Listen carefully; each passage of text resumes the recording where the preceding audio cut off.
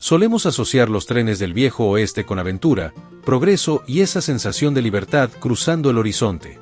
Pero la verdad es que, para quien no tenía dinero en el bolsillo, subir a un vagón era el comienzo de una pesadilla.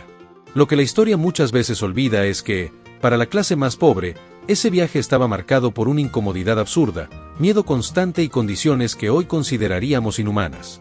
Los ferrocarriles fueron el motor que construyó ciudades y cambió el mapa de los Estados Unidos, eso es un hecho. Pero, al mismo tiempo, ofrecían viajes tan brutales que mucha gente llegaba al destino final completamente destruida, tanto física como emocionalmente. Para quien no podía pagar una cabina de lujo, el tren no era un símbolo de modernidad, era una prueba de resistencia donde el hambre, las enfermedades y la falta de seguridad dictaban las reglas. En este video, vas a descubrir por qué, para quienes estaban en la base de la pirámide, cruzar el país sobre rieles en el viejo oeste fue, probablemente, la parte más difícil de la búsqueda de una nueva vida. Cruzar el viejo oeste en tren estaba lejos de ser una experiencia única. En realidad, cada convoy transportaba realidades opuestas, separadas por divisiones que iban mucho más allá de las puertas de los vagones. Lo que definía tu viaje era el peso de tu bolsillo. Para la élite, el tren era la cima del confort y de la modernidad. Asientos cómodos, ambientes más reservados y, en ciertos trayectos, incluso comidas servidas con pompa reforzaban esa imagen de progreso que los ferrocarriles adoraban estampar en sus carteles publicitarios. Era la vitrina del avance americano. Pero bastaba con caminar unos metros para que el escenario cambiara completamente. En los vagones populares, la historia era otra. Allí, el pasajero era visto apenas como carga. El objetivo de las compañías era meter la mayor cantidad posible de personas en espacios improvisados para maximizar las ganancias. El bienestar de quienes estaban allí no entraba en la ecuación. Eran familias enteras amontonadas durante días, compartiendo el poco espacio con baúles pesados, sacos de herramientas y a veces, incluso animales pequeños. El aire se volvía pesado en cuestión de minutos, y el ruido ensordecedor del metal golpeando los rieles irregulares convertía cualquier intento de dormir en un ejercicio inútil. Para el inmigrante o el trabajador que buscaba una oportunidad en el oeste, ese viaje era el primer choque de realidad. La promesa de una nueva vida se ponía a prueba allí mismo, entre el sacudón constante y la falta de espacio. Al final, el progreso corría sobre esos rieles, pero no era para todos.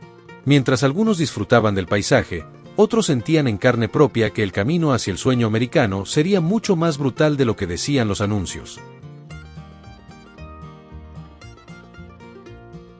Para los pasajeros más pobres, el viaje en tren no era solo incómodo.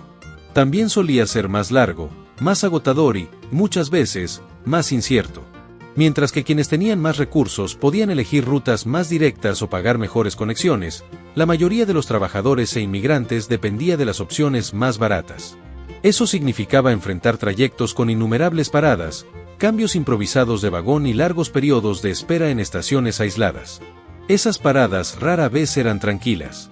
En muchos puntos del recorrido, no existía infraestructura adecuada para albergar multitudes de viajeros cansados. Hombres, mujeres y niños esperaban durante horas, a veces días, expuestos al sol intenso o al frío extremo, sin ninguna garantía de cuándo el viaje continuaría. Dentro de los vagones destinados a la clase popular, el desgaste físico se acumulaba rápidamente. Asientos duros, espacios reducidos y el movimiento constante del tren impedían el descanso adecuado.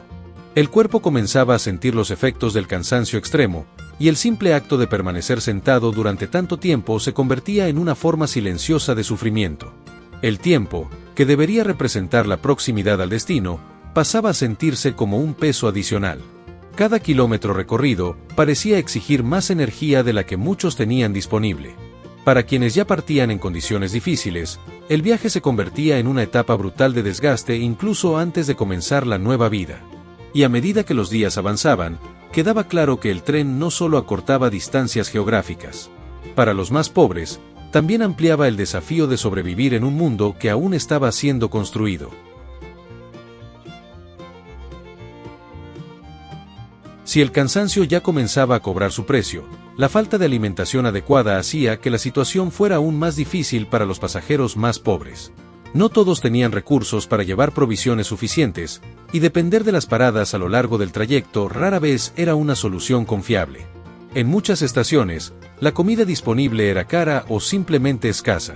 Cuando existía, no siempre estaba en buenas condiciones.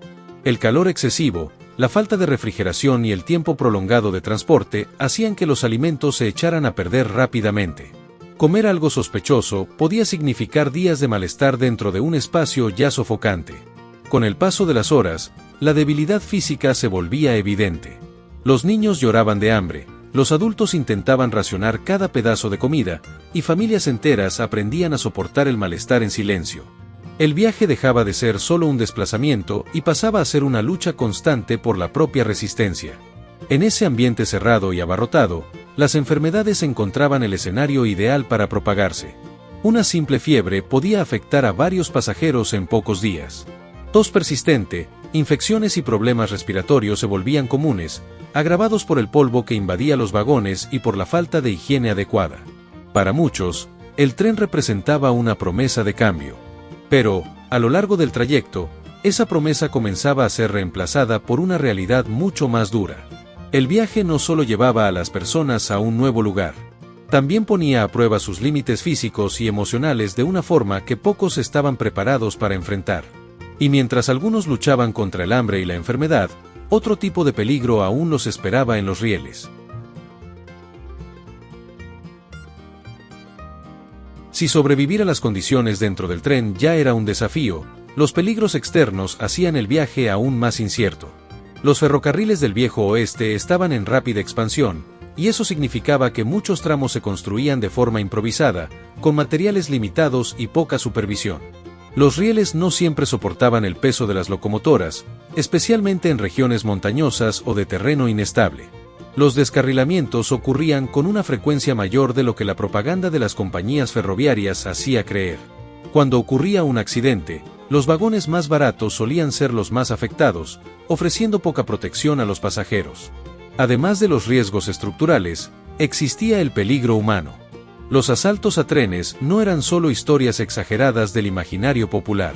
En ciertas rutas, grupos armados aprovechaban el aislamiento de las vías férreas para atacar locomotoras cargadas de pasajeros y dinero. Para muchos viajeros pobres, que transportaban sus ahorros para comenzar una nueva vida, ese tipo de encuentro podía significar la pérdida de todo. El miedo, por lo tanto, formaba parte de la rutina del viaje. No era solo el malestar físico lo que pesaba sobre los pasajeros, sino la constante sensación de vulnerabilidad. En cualquier momento, algo podía salir mal, un riel ceder, una falla mecánica aparecer, o hombres armados surgir en el horizonte. En ese escenario, cada kilómetro recorrido estaba acompañado por una tensión silenciosa. El tren avanzaba, pero la seguridad parecía siempre incierta. Y, para quienes ya estaban agotados, solo quedaba la esperanza de llegar al destino antes de que la próxima amenaza se hiciera realidad. Después de días enfrentando cansancio extremo, hambre, miedo e incertidumbre, muchos pasajeros finalmente veían el tren desacelerar al acercarse a su destino. La expectativa de alivio tomaba el vagón. Para quienes habían soportado la jornada, bajar del tren parecía el primer paso hacia una vida mejor. Pero, para la mayoría de los más pobres, la realidad que los esperaba era muy diferente de la esperanza que habían alimentado durante el viaje. El cuerpo llegaba debilitado, la mente marcada por la tensión constante y los recursos casi inexistentes. Muchos viajeros necesitaban comenzar a trabajar de inmediato, incluso estando enfermos o agotados. No había tiempo para recuperarse. El oeste no esperaba a nadie. Además, el propio viaje ya había consumido gran parte de los ahorros de esas familias. El dinero guardado durante años desaparecía rápidamente en pasajes, comida precaria e imprevistos a lo largo del camino. Al llegar, muchos se daban cuenta de que el sueño de empezar de nuevo comenzaba con una nueva lucha por la supervivencia. En algunas ciudades en crecimiento, la recepción era fría e impersonal.